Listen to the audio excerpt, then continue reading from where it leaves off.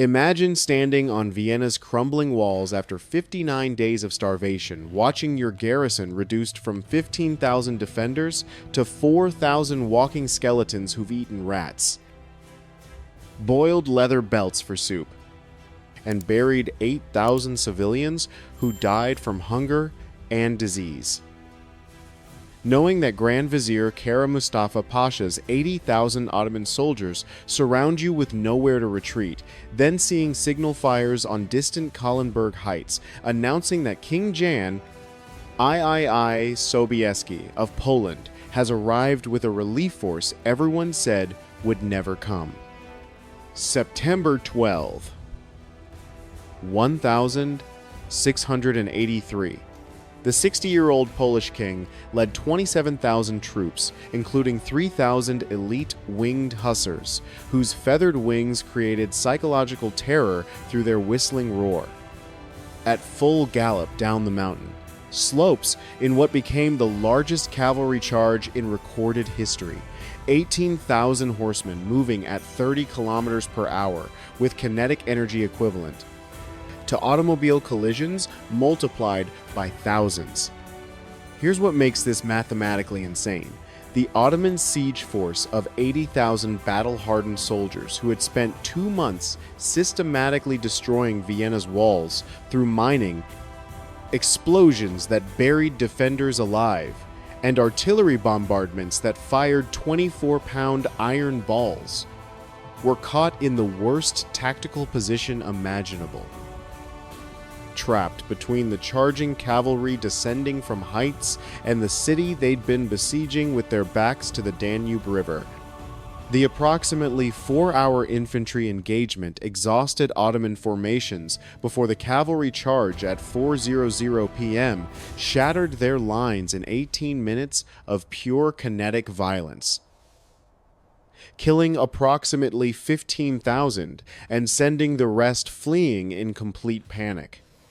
Kara Mustafa abandoned his silk pavilion containing 300,000 gold ducats, battle maps for conquering Germany, and the Sultan's sacred banner. The victory ended Ottoman expansion into Europe permanently and proved that disciplined heavy cavalry properly positioned could overcome any numerical disadvantage through superior momentum and timing. To understand why 15,000 defenders held Vienna's walls for 59 days against 80,000 Ottoman besiegers, you need to understand what was at stake in summer 1683 when Grand Vizier Kara Mustafa Pasha marched 150,000 troops west from Constantinople with orders to capture the Golden Apple, the Sultan's term for Vienna, gateway to Germany and Italy. If Vienna fell, the road to Munich and Rome lay open. If Vienna fell, the fractured kingdoms of Christendom would collapse like dominoes before Ottoman expansion that had already conquered Constantinople, Belgrade, Budapest, and most of the Balkans over 2 centuries of systematic military superiority. But Europe did nothing to help. The Holy Roman Emperor Leopold I had already fled Vienna in panic. France, under Louis XIV, watched from the shadows, unwilling to help its rival, Austria. The Italian states bickered among themselves. Protestant and Catholic powers still nursed wounds from religious wars that had torn the continent apart for generations. The great powers saw only their own interests. None saw the abyss opening beneath their feet. Only one man believed the darkness could be stopped, King Jan III Sobieski of Poland. He was 60 years old, a warrior since youth, a veteran of 30 battles against Turks and Tatars who had spent his entire life defending Christendom's eastern frontier. His kingdom was exhausted from decades of warfare. His treasury was empty. His army numbered only a few thousand, but his sense of duty burned brighter than the sun over the Carpathian mountains. He sent word to Vienna Hold, "I, am coming. He didn't ask permission from other European powers. He didn't wait for promises of payment. He simply gathered every man who could ride and began the longest forced march in Polish history, 500 miles through mountain passes where summer storms turned trails into rivers of mud. Because Jan Sobieski understood something that transcended political calculation when civilization stands at the precipice. Good men don't count the cost. They pay it.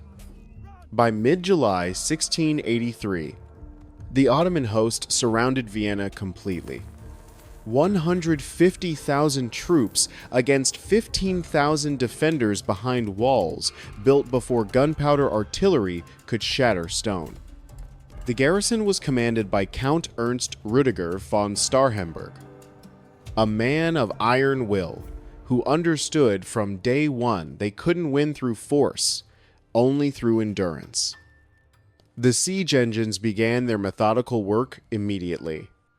Day and night, 130 bronze cannons roared, firing 24-pound iron balls that pulverized medieval stonework never designed to withstand modern artillery. Ottoman Mining Corps, AC, recruited from Anatolian silver mines, dug tunnels beneath the walls, packing them with gunpowder to collapse entire bastions in eruptions of fire and smoke that buried defenders alive in rubble. The defenders fought for every yard of wall, every hour of daylight, knowing that time was their only weapon. Inside the city, time became measured in heartbeats and prayers. Kara Mustafa sat in his magnificent silk pavilion, dining on lamb and honey, while Vienna starved. He built a tent city so vast it took an hour to walk from end to end, a mobile capital where foreign ambassadors were invited to watch the siege as theater. He was patient because he'd already won. Time and hunger were his allies. His officers repeatedly urged a direct assault to storm the breaches. But Mustafa refused with aristocratic contempt. Why sacrifice men when starvation would do the work? He didn't look north toward the mountains. He couldn't imagine anyone would be foolish enough to challenge him. All of Europe watched the horizon burn and believed Vienna would fall. The question wasn't if, only when. By late August, the city was dying by inches through systematic starvation and disease. Smoke hung over Vienna like a funeral shroud. The streets were silent except for distant cannon fire and the screams of the wounded. Food supplies ran low, then lower, then nearly gone. People boiled leather belts to make soup.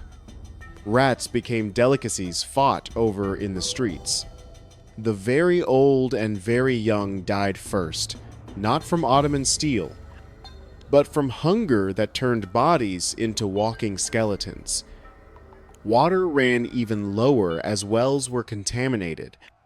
Disease spread with horrifying speed, dysentery that turned bowels to water, fever that burned men from inside, wounds that wouldn't heal in malnourished bodies.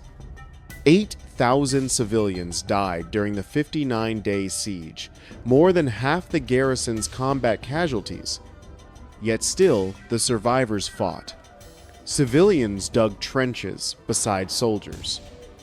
Old men stood watch on crumbling walls. Young boys carried stones to repair breaches blown open by mines. Women loaded muskets with steady hands, despite starvation weakness. Every morning, Count Starhemberg climbed the ramparts and counted the breaches. Every morning, there were more. The Ottomans had blown 3 massive holes in the outer defenses through mining operations. The defenders were down to 4,000 fighting men from 15,000 who'd started the siege. They had held for nearly 2 months through sheer bloody-minded refusal to surrender. They couldn't hold much longer.